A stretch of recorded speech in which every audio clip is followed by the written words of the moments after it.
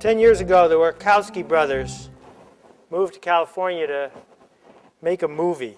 It turns out that coming up with ideas for a movie isn't particularly difficult.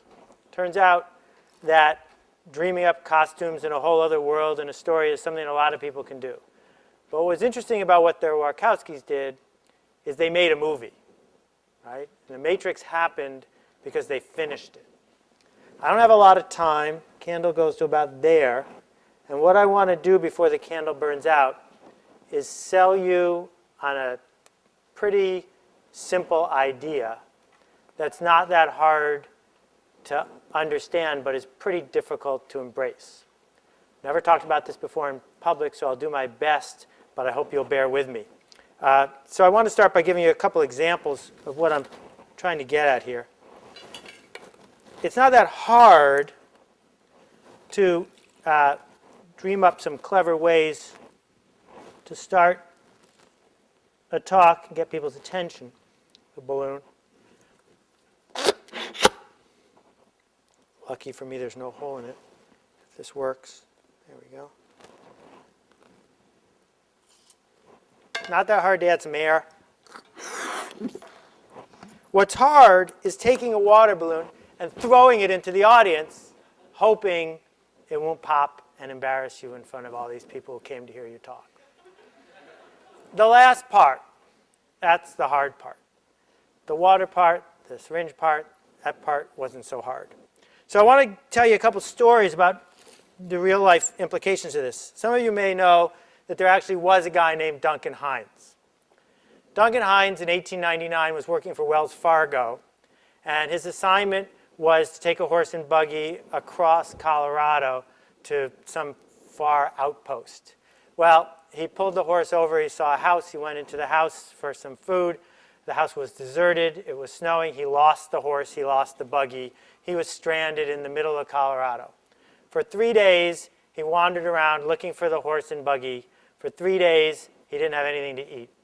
Finally discovered that he'd gone in a giant circle on his way back to civilization, found the horse, found the buggy, got to civilization, pulled into the town, and went to the only place there was to eat and ordered 5 orders of ham and eggs. Had an argument with the chef. They compromised on 3. He ate them all. Turns out that in the 1890s, the 1900s, 1910s, finding a restaurant in which to eat where you wouldn't get ptomaine poisoning was extremely difficult because the only people who would go to a restaurant lived in town. Traveling salesmen had a hard time of it. Duncan Hines ended up getting a job as a traveling salesman, selling printing in Chicago. That ham and egg experience never went away, and he spent 10 or 15 years as he went around the Midwest keeping copious notes on where to eat and where not to eat. Not a particularly vivid idea. Then, one year for Christmas, he and his wife mailed his notebook, little mimeograph copies of his notebook, to their Christmas list. And so many people asked for it again the next year that it occurred to Duncan Hines that maybe there were other people, thanks to Henry Ford, who were traveling around who needed a place to go and eat without getting sick.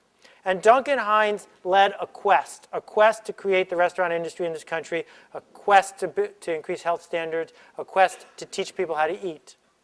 And every year, year after year, basically by himself, aided by an ever-rotating group of secretaries, he produced the original Zagat's. It was called Duncan Hines' Guide to Good Eating. And then he added a cookbook, and then he added a hotel list. And what's fascinating is, when he died, he only had $25,000 in the bank. Duncan Hines didn't do this for the money. Duncan Hines did it because he did things. When he started something, he finished it. The interesting footnote on the story is about 1950-something, a guy named Roy Park decided it would be really interesting to take the Duncan Hines name and add it to a line of foods. Another interesting idea. Lots of people had had the idea before, and no one had even gotten to first base with Duncan Hines. He wasn't interested. Duncan wanted to control what he did. He wanted to make the things that he made. And as a result, no one got in front of Duncan Hines with this. Roy Park spent months figuring out how to make the initial approach until finally they hit it off, and then they started working together, and it ended up becoming a company so big that when Roy Park died 10 years ago, he was number 175 on the Forbes list, and he had $500 million in cash in the bank. The interesting thing about the two stories, it seems to me, what they have in common is they are about finishing, not about starting. The idea of a notebook filled with restaurants in which to eat isn't particularly difficult to understand. So the guys at 37 Signals, right in almost everything they talk about, say that there are two secrets to shipping, actually one, to shipping something on time and on budget. And the secret is when you run out of money or you run out of time, you ship. Then you're on time and on budget. And if your mindset is that I ship, that's not just a convenient shortcut. It's in fact an obligation. And you build your work around that obligation. That instead of becoming someone who's a wandering generality and someone who has lots of great ideas and if only, if only, if only, you are someone who always ends up shipping. I've had many, many, many products. The vast majority of the things I've written or created or organizations I built fail. But the reason that I've managed a modicum of success is because I just keep shipping. And if you're proud of what you ship and you ship on time and on budget, you get to do it again. And then you get to do it again. So if we read Steve McConnell's great book on software product management, we discover this idea of thrashing. Here's what happens in almost every software project. And the reason I think you should read the book, even if you don't make software, is it happens in any project where there's more than a couple people involved. What happens is someone comes up with a neat idea of something to make.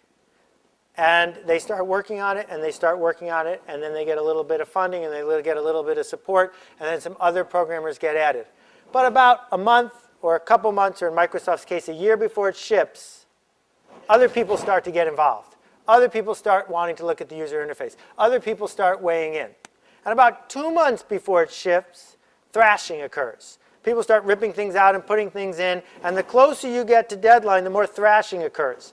The more cycles get expended, the more work gets put into it, until eventually you ship not on time and not on budget.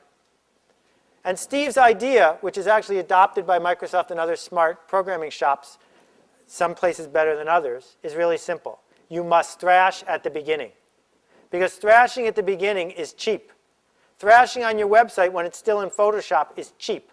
Thrashing on it when it's already been put into Flash is expensive. That what you need to do is realize that what you do for a living is not be creative. Everyone is creative. What you do for a living is ship. And as someone who knows how to ship, you have a discipline. And part of your discipline is that you insist on thrashing early. That you say to everyone in the organization, we're having a thrashing meeting for this thing that's shipping in a year, and if you don't come now, you have to sign a piece of paper promising that you will not talk to us again. And when I worked at a software company, I don't know if I have any examples of that, in the early 80s, my boss was the king of thrashing. David was great, but he loved to show up the day before we were going to ship with just one little suggestion.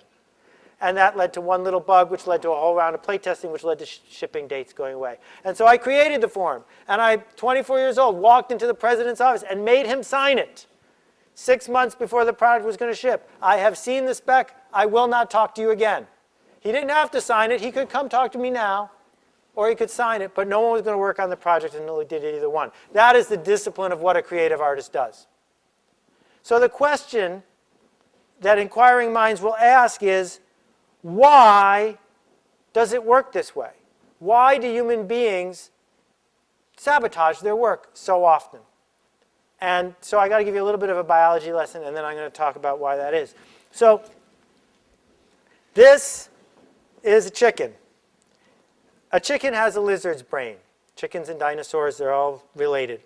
The lizard brain is the brain that you see if you look at a sonogram of a fetus, right? A little early fetus has a tail and has a little tiny thing on the top of its brain stem. That as you watch the fetus develop through sonograms, you can see the path of evolution. It shows you, day by day, how human beings evolved. And it turns out that all lizards and chickens have is a lizard brain, amygdala, as they say. And the idea of the lizard brain is this. It is hungry, it is scared, it is selfish, and it is horny. That's its job. And that's all it does. The reason they call wild animals wild is because they have lizard brains. And all they care about in any given moment, when you see a squirrel in Central Park, or when you see something scampering across the street, is how am I going to survive? How am I going to have kids? Get me out of here. It turns out that we have one too.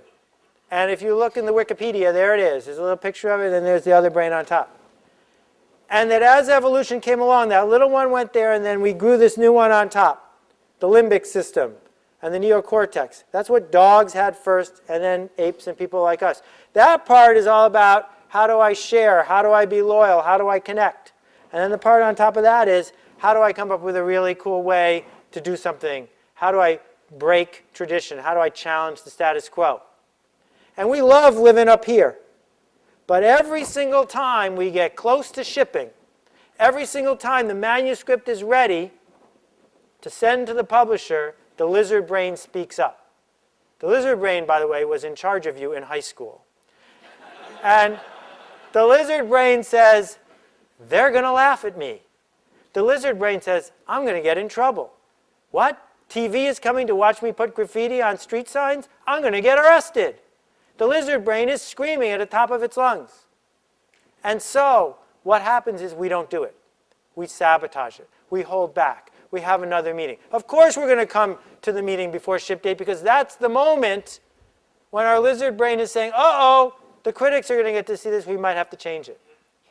So what I'm trying to start unfolding for you here is the fact that you don't need to be more creative. All of you are actually too creative. That what you need is a quieter lizard brain. And there are some interesting ways to think about this. So we're going to go back to my friendly plunger here. Most people at work are doing this. Back and forth, following instructions, doing what they're supposed to do. That, for most people, is a great job. Because the lizard brain is quiet all day long.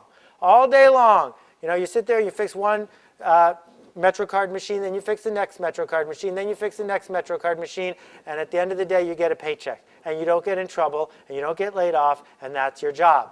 And we've been taught to do that for a really long time. But what creative people do is they try to change the status quo. It's a little bit like taking this and blocking the air. Now, one of the things that happens when you pull on it is it's not that hard to pull, and it's sort of fun. So you pull and you let go, you pull and you let go, you pull and you let go. And that's what amateur creative people do all day long. They come up with an idea, they write it down in their Moleskine. They come up with an idea, and they post it on their blog, right? And this part, we spend a lot of time doing this, going back and forth. But you notice what happens? What happens is the plunger is still where it was when I started talking about it. Every once in a while, we commit to something, and we start pulling. But you know what happens? It gets harder and harder and harder as the vacuum gets stronger and stronger and stronger. And so we give it our best, but we let go. That, Stephen Pressfield calls the resistance. The resistance gets worse and worse and worse the closer we get to shipping. And the reason is because of the lizard brain. The lizard brain says, I need to speak up now because they're going to make fun of you. And there are a few people, right? One of my favorites, Jill Greenberg, who she gets this far, and you know what she does? She pulls harder until she breaks the status quo. And then everything is different. And everyone says, wow, you're a genius. Right? The genius part is getting the lizard brain to shut up long enough to overcome the resistance. And the way that I've thought about it is this. Some people view what they're doing as pulling on that plunger, trying and trying and trying. And what happens when you approach life like that is you get this feeling in the pit of your stomach or in the back of your head. And the list of valid excuses is long and getting longer all the time, right? I'm an alcoholic. I can't be expected to do that. I'm not an alcoholic yet, but I like to drink. I like to drink, and my friends haven't seen me in a really long time. I have a family to support. I can't afford to do that. That guy's blog's already too big. My blog will never catch up with it. I can't possibly do this because there's something wrong with the committee system. My boss won't let me. The list is really, really long, and everything on the list is great. You know why? Because we organized to be great at having that list. We like having that list, especially the lizard brain. The other way to think about it, though, second balloon, is these things. Now, I was never good at this. And the reason I was never good at this is it turns out, if you've ever tried it, that the first couple breaths are really hard. Getting started is the opposite of the plunger. Getting started with this is really hard. But if you do the physics, after the first 2 breaths, the percentage change in latex that you're making gets smaller and smaller and smaller with each breath. And that the model is, if you can get the first 2 breaths over with, you're going to get the balloon filled up, because it's downhill from there. So the way I look at the resistance, even before I knew what it was called, is pretty straightforward. If I'm going to do the first 2 breaths, I'm going to finish it. So I'm really obsessively careful about what I decide to do the first 2 breaths about. Because I know that if I start it, then it's all downhill. I'm gone. I'm going to ship. So I thrash at the beginning. Right? At the beginning, there's lots and lots and lots of argument and discussion with the lizard brain. Lots and lots and lots of thinking and scenario planning that says, wait a minute, if I do these first 2 breaths, if I start thinking about a cover or a thesis or whatever, I'm going to finish it. So I better decide now. The end result is you get a lot of spare time on your hands because you're not resisting. You're not delaying. You're not saying, oh, I need to see this next episode of Mad Men because there might be something useful in it for the next thing I'm going to write. You don't have that conversation because you're already over the first 2 breaths and it's all downhill from there. So I have 2 things to say in closing. The first one is maybe a small opportunity, which is my current obsession is people who are doing sort of brave status quo, changing work, and shipping it. So if you have an example of that, email it to me if you feel like it, Seth@SethGodin.com. I'd appreciate it. The second thing, much more important, is this. Some of you came here today to pay homage to the resistance. Because if you're at a conference sharpening the saw, you can't possibly be expected to do productive work. You can't possibly be expected to ship the next big thing. You're at a conference. But some of you came here today because of the voice in your limbic system or your neocortex is saying, you know, you're a lot better than the people who are just frustrated. And maybe, because you notice it's not a creativity conference, it's a shipping conference, maybe there's a different way of thinking about where you are right now. My guess, talking to Scott and the other folks who are running this thing, is that some of the best and brightest and highest potential people in New York are here today. And I want to argue that you don't have the opportunity to do this. You have the obligation to do it. Because we need the work you're doing. We need your genius. We need your insight. And I'm praying and hoping you go do it. Thank you very much. I appreciate it. Thank you.